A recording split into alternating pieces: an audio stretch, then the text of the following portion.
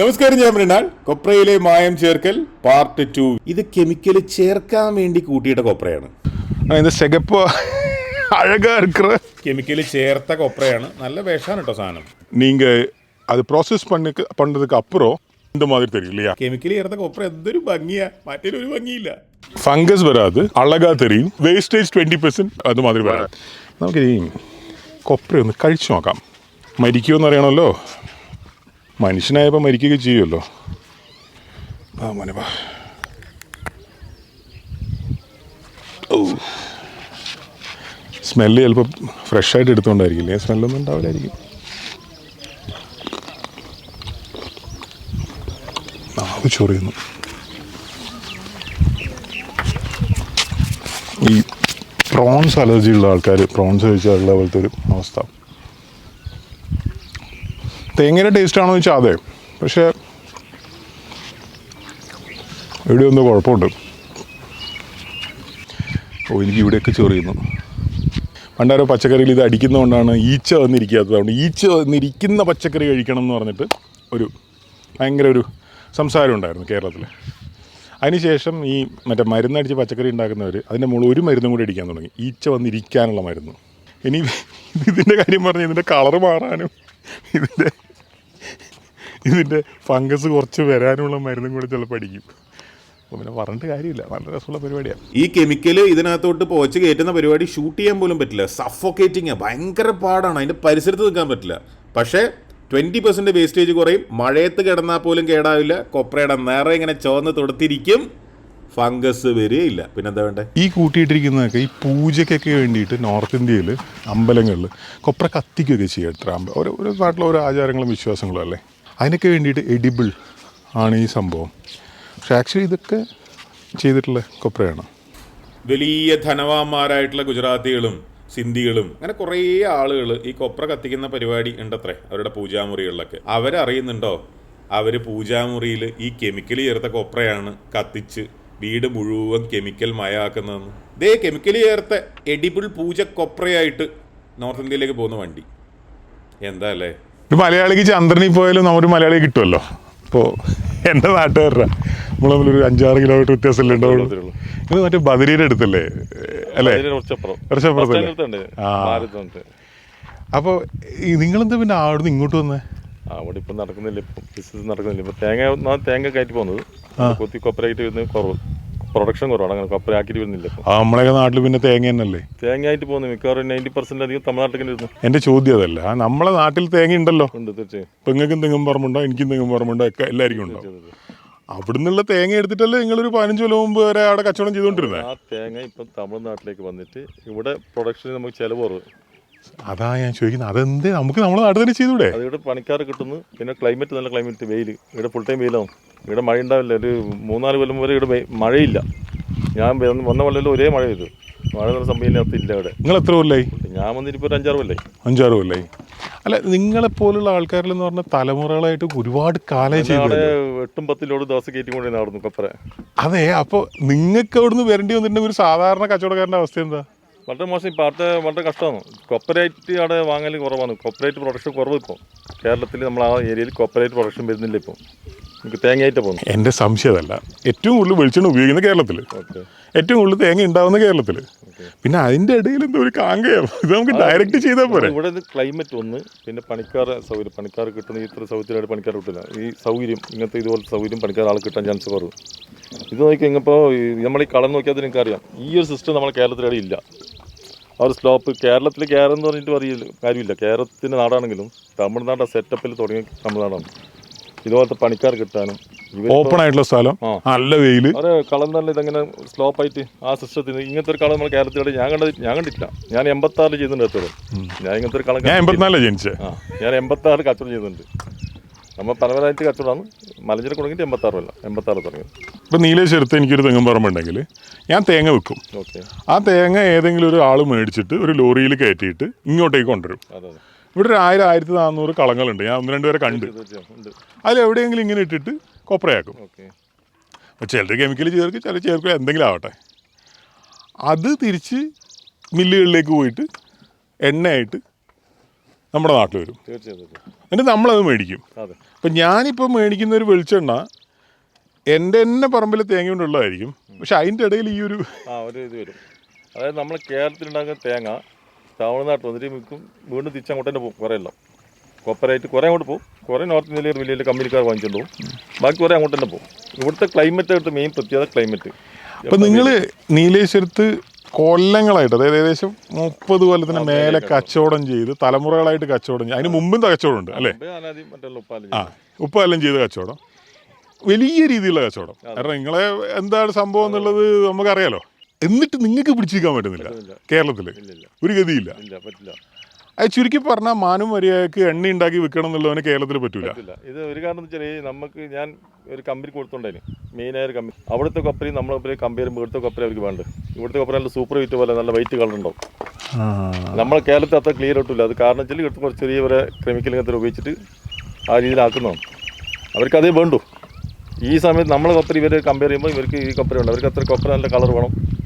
അത് എങ്ങനെയെന്നില്ല അവർക്ക് പ്രശ്നം. ഞാൻ ഈ വണ്ടി വാടക എങ്ങനെ മൂലമാവുന്നു അപ്പം അയാൾ പറയാ ഈ ചിരട്ട വിറ്റാൽ വണ്ടി വാടകേനേക്കാളും കൂടുതൽ കിട്ടും. ചിരട്ടയ്ക്ക് നല്ല വിലയുണ്ട്. ചിരട്ടയ്ക്ക് അതിലപ്പം അവർ എടുത്ത് വീട് സ്റ്റോക്കൊക്കെ ഉണ്ട്, അല്ല അതിൻ്റെ ആളപ്പം തന്നെ വരും. ഇപ്പം 10 രൂപ വിലയുണ്ട് കിലോ. അതിലപ്പം തന്നെ എടുത്തു. അതിന് പ്രത്യേകിച്ചിട്ട് ഇതൊന്നുമില്ല. നമ്മൾ ഇപ്പം വിളിച്ച് റെഡിയായി ലോഡയിൽ അപ്പം തന്നെ എടുത്തു. അപ്പോൾ അവിടെ നിന്നുള്ള കച്ചവടം കംപ്ലീറ്റ് നിങ്ങൾ ഇങ്ങോട്ട് മാറ്റി? ഞാൻ ഫുൾ മാറ്റി. ആ ഭാഗത്ത് കച്ചവടം നമ്മളെ കയ്യിലൊന്നുമില്ല. ചുരുക്കി പറഞ്ഞാൽ പണം ഇറക്കുന്ന നിങ്ങൾ, ഇത്രയും കൊല്ലത്തെ പാരമ്പര്യമുള്ള നിങ്ങൾക്ക്, ബുദ്ധി നിങ്ങളുടേത്, എല്ലാം നിങ്ങളത്, പക്ഷേ അതുകൊണ്ടുള്ള പ്രയോജനം കംപ്ലീറ്റ് തമിഴ്നാട്. അത് നിങ്ങൾ ഹാപ്പിയോ? അതെ. അതായത് ഇപ്പം ഞാൻ പറയാം, അവിടുത്തെ പ്രൊഡക്ഷൻ ചിലവിന് ഇവിടെ വന്നിട്ട് കൊണ്ടുപോകുമ്പോൾ അതേ ചിലവാവില്ല. നമ്മളിപ്പോൾ അവിടെ ഒരു തേങ്ങ കൊപ്പരയ്ക്ക് എടുക്കുന്നുണ്ടെങ്കിൽ തമിഴ്നാട് കൊണ്ടുവന്നിട്ട് ആ കൊപ്പര തിരിച്ചിരുമ്പോൾ ആ പൈസ ചിലവാവില്ലാണ്. ഒരു കിൻഡലിന് എക്സാമ്പിൾ 300 രൂപ ചിലവാന്ന് കേരളത്തിൽ. അത് ഇവിടെ വന്നിട്ട് തേങ്ങയായിട്ട് വന്നിട്ട് കൊപ്പരായിട്ടുമ്പോൾ അതേ ചിലവിൽ ഒതുങ്ങും, അതിനുള്ളിൽ വരും, അത്ര വരില്ല. ഇനിയിപ്പോൾ ഒന്നും ചോദിക്കാനും പറയാനില്ലല്ലോ. നിങ്ങളെപ്പോലൊരാൾ പറഞ്ഞു കഴിഞ്ഞാൽ പിന്നെ മൂപ്പര് എന്നെക്കാളും എൻ്റെ പ്രായത്തിനേക്കാളും എക്സ്പീരിയൻസ് ഉള്ള മനുഷ്യൻ, എൻ്റെ നാട്ടുകാരൻ. പിന്നെ ഇവിടെ നിന്നുള്ള ഇൻഫർമേഷൻ പ്രകാരം സർക്കാരുകളുടെ മില്ലുകൾ മുതൽ ടോപ്പ് ഇന്റർനാഷണൽ കമ്പനികളുടെ അല്ലെങ്കിൽ നാഷണൽ ലെവൽ കമ്പനികളുടെ മില്ലുകൾ വരെ ഈ കെമിക്കൽ ചേർത്ത് ചുവന്നു തുടുത്ത് ഫംഗസ് ഇല്ലാത്ത വേസ്റ്റേജ് വരാത്ത കൊപ്രയാണ് എടുക്കുന്നത്. അപ്പം ചിലർ പറയും, ഓ ഇത് ചെറിയൊരു കെമിക്കൽ ട്രീറ്റ്മെൻറ്റ്, അതിനെന്താ ഇത്ര വലിയ പ്രശ്നമുള്ളൂ? നോ, അത് നല്ല കുഴപ്പം പിടിച്ച കെമിക്കലാണ്. അത് കുഴപ്പം പിടിച്ച കെമിക്കൽ ആയത് കൊണ്ടാണ് ആൻഡമാനിൽ നിന്നടക്കം കൊപ്ര വരാത്തത്, തേങ്ങ വരുന്നത്. ആൻഡമാനിൽ നിന്ന് കൊപ്ര കൊണ്ടുവരാൻ ഒരു കണ്ടെയ്നർ മതിയെങ്കിൽ അതിനനുസരിച്ചുള്ള തേങ്ങ കൊണ്ടുവരണമെങ്കിൽ 3-4 കണ്ടെയ്നേഴ്സ് വേണം, 4 ഇരട്ടി അധിക ചെലവ്. അതെന്തേ ആൻഡമാനിൽ കൊപ്ര ഉണ്ടാക്കാൻ പറ്റാത്ത? ഈ കെമിക്കൽ അവിടെ കിട്ടില്ല, അതവിടെ നിരോധിച്ച സാധനമാണ്. ഇപ്പോൾ വിഷം അല്ലെങ്കിൽ അത് അവരെ നിരോധിക്കുമോ? உங்களோட பேர் என்ன? சுகந்த். சுகந்த். இது உங்கள் ஊரா? ஆமாங்க. அது எங்கேருந்து வருது தேங்காய்? அந்தமான்லேருந்து பர்ச்சேஸ் பண்ணுவோம். ஆந்தமானா? கப்பலில் ஏறி கண்டெய்னரில் டிரான்ஸ்போர்ட் மூலிமா இந்த தமிழ்நாட்டுக்கு வந்துருக்கு. ஓகே. நான் 3-4 களத்துக்கு போயிருக்கு. கொஞ்சம் கொஞ்சம் தேவைப்பட்ட எல்லாமே கிடைச்சிருக்கு. அதுக்கப்புறம் இந்த தொட்டி இல்லையா, இதோட வியாபாரம் இருக்கு. அப்போது இந்த டிரான்ஸ்போர்ட்டேஷன் காஸ்ட் இதிலே போகுது இல்லையா, லோரி. ஆனால் அந்தமானின்னு ஒரு கண்டெய்னர் இங்கே வரைக்கும் வரணும்னா 1-2 லட்சம் ரூபாய் தேவைப்படுது. கொஞ்சம் காஸ்ட்லியாக, ஏன்னா டிரான்ஸ்போர்ட் இப்போ ஃபெசிலிட்டி கொஞ்சம் கம்மியாகிடுச்சு, அதனால டிரான்ஸ்போர்ட் அதிகமாகுது. ஒரு கண்டெய்னரில் 1-2 லட்சம் ரூபாய் செலவானாலும் பரவாயில்ல, செலவாகுது. ஏன்னா இப்போ ஃபெசிலிட்டிஸ் அதிகமாக இல்லைங்க. இல்லை, அந்த மாதிரி செலவானாலும் இங்கே கொப்பரை தேங்காய் ப்ராசஸ் பண்ணி சேல் பண்ணால் உங்களுக்கு பெனிஃபிட்டாக இருக்கும். அந்த கண்டெய்னர் காஸ்ட்டும் பரவாயில்ல, காஸ்டானாலும் ஓகே. ஓகே. அங்கேயே இது பண்ணிடலாமே. ஆனால் தேங்காய் டிரான்ஸ்போர்ட் பண்ணும்போது ஒரு கண்டெய்னருக்கு பதிலாக 2-3 கண்டெய்னர் தேவைப்படும் இல்லையா? அங்கேயே கொப்பரையா ப்ராசஸ் பண்ணி அங்கேருந்தே கண்டெய்னரில் வந்துடுச்சுன்னா ஒரு 3-4 லட்சம் ரூபாய் கம்மியாக கிடைக்குமே. அந்த அளவுக்கு ஃபெசிலிட்டிஸ் அங்கே இல்லைங்க. அங்கே பார்த்தீங்கன்னா தேங்காய் வந்து தமிழ்நாட்டுக்கு கொண்டு வந்தால் கெட்டு போகாது. அதே ஃபுல்லாக அங்கேயே தேங்காயை கட் பண்ணி கொப்பையாக்கி கண்டெய்னரில் இங்கே கொண்டு வந்தால் ஃபுல்லாக டேமேஜ் ஆகும். கண்டிப்பாக இந்த கெமிக்கல் போட்டுனா அந்த டேமேஜ் கிடைக்காது. அங்கே அது பண்ண மாட்டாங்க, அலௌட் இல்லை. அந்த காஸ்ட்டுக்கு அப்புறம் இங்கே ப்ராசஸ் பண்ணினாலும் உங்களுக்கு சின்னதாக ஒரு பெனிஃபிட் கிடைக்கும். அதிக பெனிஃபிட் இல்லை, அந்த டிரான்ஸ்போர்ட் ஃபெசிலிட்டிஸ் போக பெனிஃபிட் கிடைக்குது. இது உங்களோட ஊர் தான்? ஆமாங்க. இங்கே நாட்டுக்கோழி மட்டும் தானே? நாட்டுக்கோழி கிடைக்கும். சாப்பிட்றதுக்கு நேரம் ஆச்சு அதுக்கு. நாட்டுக்கோழி மட்டும்தான். நாட்டுக்கோழி இந்த ப்ராய்லர் கோழி கிடைக்காது. அது அதிகமாக கிடைக்காது. இந்த நாமக்கல் பக்கத்தில் தானே, நீங்கள் அங்கேருந்து வாங்காதா? நாமக்கல் அதெல்லாம் பார்த்தீங்கன்னா பண்ண அது எங்களுக்கு மட்டும்தான், கேரளா எங்களுக்கு. அப்படியெல்லாம் இல்லைங்க. நாட்டுக்கோழி இங்கே தமிழ்நாட்டில் கொஞ்சம் ஸ்பெஷல். இந்த ஆடும் ரொம்ப ரொம்ப நல்லா இருக்கு எல்லா இடத்துலையும். Village side. ഓക്കെ, താങ്ക്സുங்க. Okay, thanks. കണ്ടിപ്പാ. ഞാനിതുവരെ ആൻഡമാൻ കണ്ടിട്ടില്ല. പക്ഷെ ഇവിടെ കാണുന്ന ഓരോ തേങ്ങാമുറിയും ഓരോ ചിരട്ടിയും ആൻഡമാൻ കണ്ടിട്ടുള്ളതാണ്. എന്തായാലും കേരളത്തിൽ നിന്ന് കൊപ്രയും കൊണ്ട് ഇവിടെ വരിക എന്ന് പറഞ്ഞപ്പോൾ തന്നെ ഞെട്ടി. അപ്പോൾ ആൻഡമാനിൽ നിന്ന് കൊപ്രയും കൊണ്ട് ഇവിടെ വരിക ശരിയാ. നല്ല വെയിൽ, ഓപ്പൺ ആയിട്ടുള്ള സ്ഥലം, പണിക്കാർ, മഴയില്ല, ഒരു ടെൻഷനും ഇല്ല, ഹാപ്പി ആയിട്ട് കച്ചവടം ചെയ്യാം. നല്ലോണം കഷ്ടപ്പാടുണ്ട്, വെയിൽ കൊള്ളണം ഒക്കെ ഉണ്ട്. പക്ഷെ എന്നാലും തമിഴിൽ പറഞ്ഞാൽ നിമ്മതിയാ വാഴலாம். ഇവിടെ 1400ഓളം കളങ്ങൾ, കൊപ്ര കളങ്ങൾ കാങ്കേത്തുണ്ടെന്ന് ഞാൻ പറഞ്ഞല്ലോ. പല സ്ഥലത്തും പോയി, പക്ഷെ പല സ്ഥലത്തും ഇതാ അവസ്ഥ. ദൂരേന്ന് കാണാം, അകത്ത് കയറിയാൽ തല്ല് കിട്ടും. അവരകത്ത് കയറ്റില്ല. അവർക്ക് നമ്മളകത്ത് കയറേണ്ട കാര്യമില്ല, തല്ല് മേടിക്കേണ്ട കാര്യം നമുക്കുമില്ല. നല്ല അടി നാട്ടി കിട്ടുമല്ലോ, കാങ്കേത്ത് പോയി മേടിക്കണ്ടല്ലോ. ആൻഡമാനിൽ നിന്ന് ലക്ഷദ്വീപിൽ നിന്നൊക്കെ കൊപ്രയല്ല വരുന്നത്, തേങ്ങയാണ്. കൊപ്രയായിട്ട് വന്നിരുന്നെങ്കിൽ 4-1 നമ്പർ കണ്ടെയ്നേഴ്സ് മതി. എന്നിട്ടും തേങ്ങയാണ് വരുന്നത്. എന്തുകൊണ്ട്? ഈ വിഷം അവിടെ അലൗഡ് അല്ല, അത് അവിടെ ചെയ്യാൻ പറ്റില്ല. ഇവിടെ ചെയ്യുന്നു. പക്ഷേ ഇത് തമിഴ്നാട്ടുകാർ സ്പോൺസർ ചെയ്യുന്ന ഒരു പരിപാടിയൊന്നും അല്ല കേട്ടോ. ഇതിലെല്ലാ നാട്ടുകാരും ഉണ്ട്, മലയാളികളടക്കം എല്ലാവരും കൂടിയിട്ടാണ് ഇത് ചെയ്യുന്നത്. തേങ്ങയല്ലേ? എവിടുന്ന കൊണ്ടുവരണേ? കണ്ണൂർ ചെറുപുഴ. നിങ്ങളെ പേരെന്താ? ഷെഫീഖ്. നിങ്ങളെ നാട് എവിടെയാ? കൽപ്പുറമാണ്.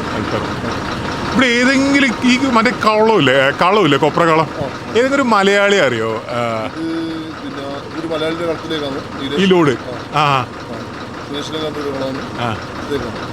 എനിക്കിത് പരിചയപ്പെടുത്തി തരുമോ? എൻ്റെ ബേക്കിൽ വന്നാൽ മതി, കാണിച്ചാൽ ബാക്കിൽ വന്നാൽ മതി. ഈ ലോറിയുടെ പുറകെ പോയാൽ നമുക്ക് ഒരു കളത്തിലും കൂടെ ചെല്ലാം. പോകുന്ന വഴിക്ക് നമുക്ക് ഒന്നുകൂടെ ഒന്ന് ആലോചിച്ച് നോക്കാം. ഈ വേസ്റ്റേജ് ഇല്ലാതെ ഇങ്ങനെ കൊപ്ര പ്രോസസ്സ് ചെയ്ത് കിട്ടുമ്പോൾ സ്വാഭാവികമായിട്ടും ഈ വേസ്റ്റേജും എല്ലാം വെച്ചിട്ട് കൊപ്ര പ്രോസസ്സ് ചെയ്ത് എണ്ണ ഉണ്ടാക്കുന്നവനെക്കാളും ഒരുപാട് വില കുറച്ചിട്ട് അവർക്ക് വിൽക്കാൻ പറ്റുമല്ലോ. എളുപ്പമല്ലേ? കൊപ്ര എത്ര കാലം വേണമെങ്കിലും സൂക്ഷിക്കാം. മറ്റവന് കൊപ്ര സൂക്ഷിക്കാൻ പറ്റില്ല, കാരണം അയാൾ കെമിക്കൽ ചേർക്കുന്നില്ല. അപ്പം കെമിക്കൽ ചേർക്കാതെ നല്ല വെളിച്ചെണ്ണ ഉണ്ടാക്കി തരുന്ന ആള് സ്വാഭാവികമായിട്ട് ആ കച്ചവടത്തിന് പുറത്താവുകയല്ലേ ചെയ്യുക. ഈ കൊപ്രക്കളത്തിലെത്തിയപ്പോഴാണ് വേറൊരു കാര്യം മനസ്സിലായത്. ഇവര് കൊപ്രയിൽ എന്ത് ടെസ്റ്റ് വേണമെങ്കിലും ചെയ്തോ, മായം കണ്ടെത്തി തെളിയിച്ചാൽ 100 പവൻ സ്വർണ്ണ സമ്മാനം തരാമെന്ന് പറയുന്നവരാണ്. 100 പവൻ. എന്ത് കെമിക്കൽ ടെസ്റ്റ് വേണമെങ്കിലും ചെയ്തോ, മായം കണ്ടുപിടിച്ചാൽ 100 പവൻ സ്വർണം തരാമെന്ന് പറയുന്നതിൻ്റെ പുറകിലെ കോൺഫിഡൻസ് എന്തായിരിക്കും? നമുക്കിവിടെ ആരുടെങ്കിലും ചോദിക്കാം. ഈ ചെടി മില്ലിൻ്റെ മാനേജർ ചേട്ടനാണോ? ചേട്ടൻ്റെ വീട് എവിടെയാണ്? നാട്ടിൽ? എൻ്റെ ഇവിടെ കണ്ണൂർ. എത്ര കാലം ഇവിടെ വന്നിട്ട്? 32 വർഷമായി. കുറേ ജോലിക്കാരുണ്ട് ഇവിടെ?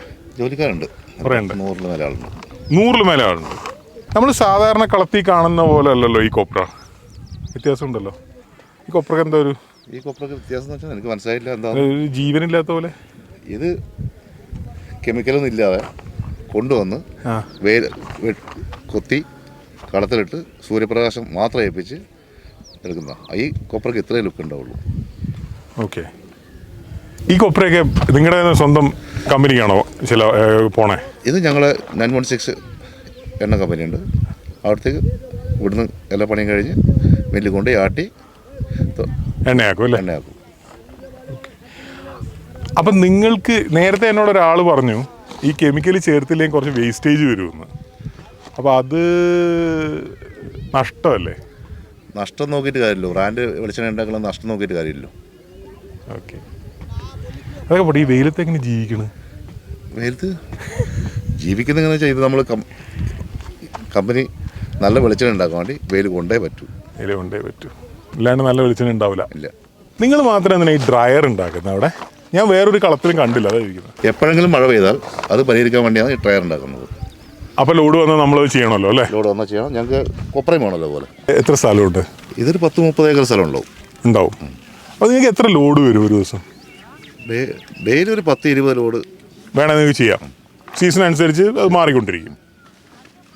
നിങ്ങൾ കാങ്കേത്ത് വന്നിട്ട് ഇപ്പോൾ കുറേ വർഷമായില്ലേ? ഞാൻ കുറച്ച് വർഷമായി.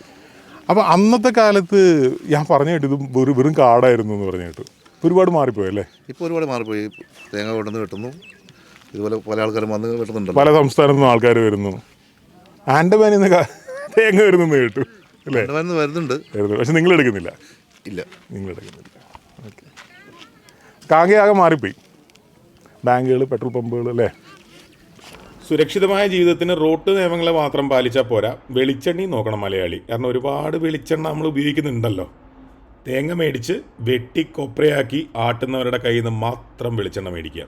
ഏത് മൾട്ടിനാഷണൽ കമ്പനി ആയാലും, ഇനി ഏതെങ്കിലും ഒരു സർക്കാരിൻ്റെ കമ്പനി ആണെങ്കിൽ പോലും പുറത്തുനിന്ന് കൊപ്ര മേടിച്ച് ആട്ടി എണ്ണ ഉണ്ടാക്കി വിൽക്കുന്നവരെ ഒന്ന് സൂക്ഷിക്കുന്നത് നല്ലതാണ്.